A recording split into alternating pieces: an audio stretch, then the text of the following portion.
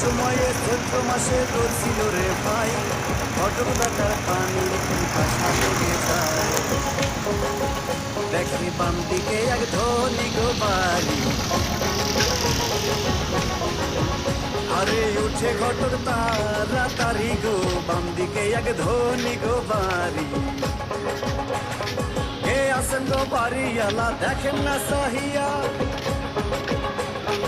আমি যে ডাকিতেছি পানির লাগিয়া।